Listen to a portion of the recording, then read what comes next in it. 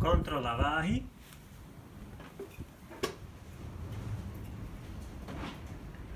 Mám 78 kg. No je to dosť možné.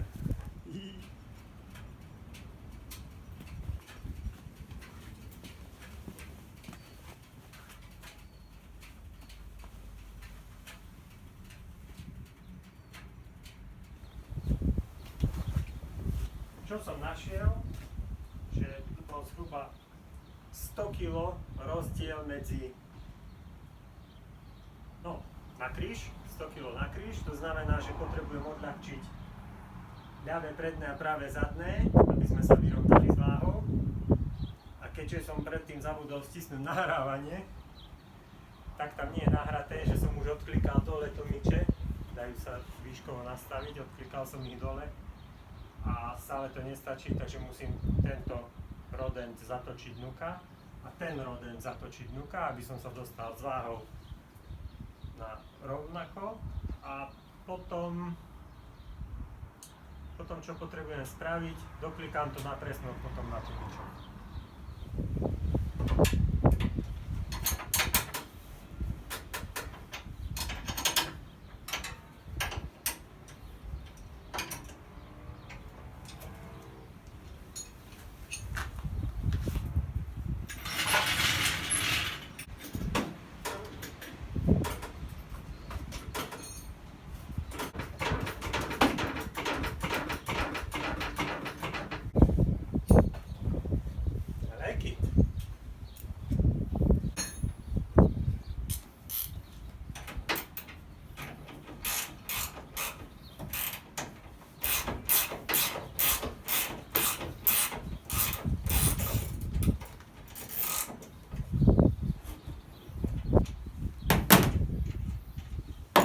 Pozor, aby som nepoškodil lak.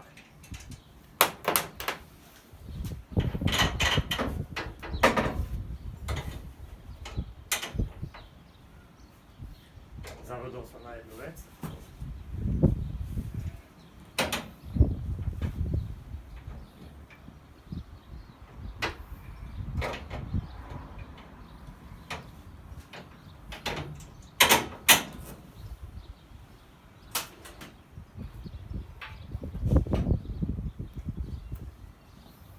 Povoli túto matku, predsa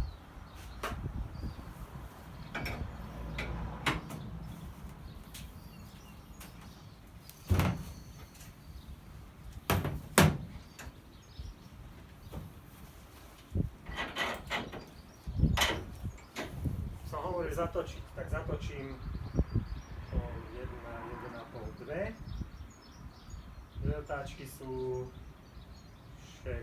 3 mm, takže zatočím 2,5, 3 otáčky, to je 4,5 mm a tam vieme nastavovať ešte. Zatočím ešte čiže som zatočil 3,5, čo by mohlo byť dosť.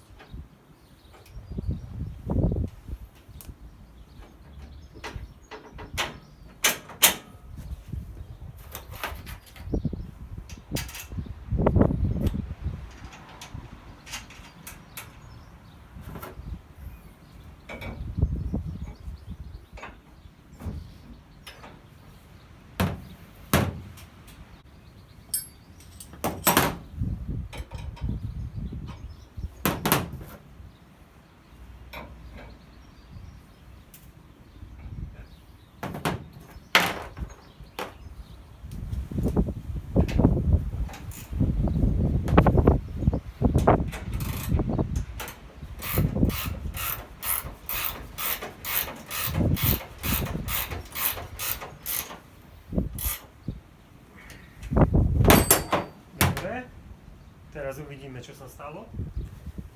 Keď to spustím dole.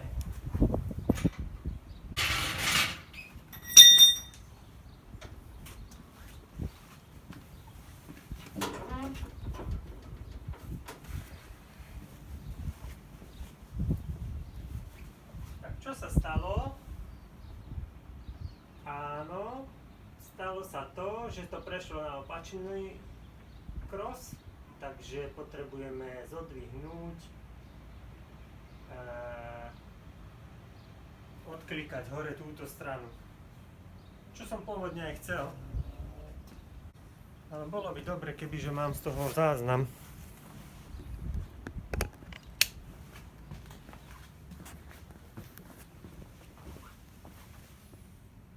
Takže takto to vyzerá po odklikaní, teda po zatočení 3,5 otáčky na pravom zadku dnu.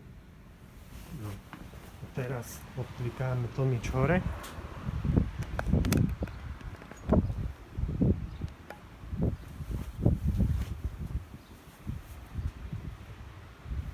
Ak sa mi to podarí, samozrejme, lebo dole sa lepšie kliká ako hore. Celkom ľahko to ide, som až prekvapený. Som to zakrikol. No, čo sme spravili? Ani sa toho už viac nedotkni. To musíte vidieť.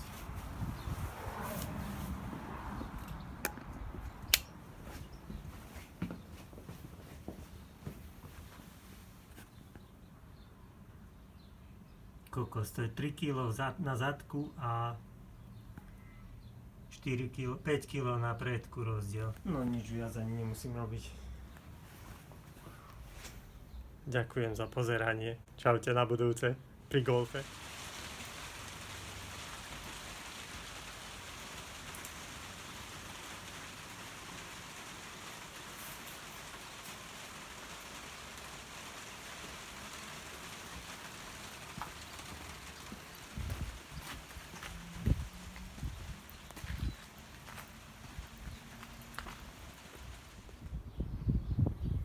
Ako už viete, tak ďalšie auto do zbierky, GTIčko.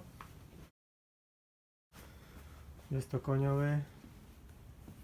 A zase meriam váhu predtým, ako ho začnem odľahčovať.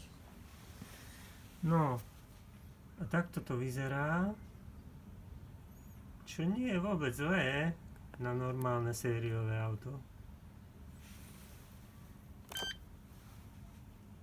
Má 1430 kg, to je pre mňa dôležitý údaj v tomto momente.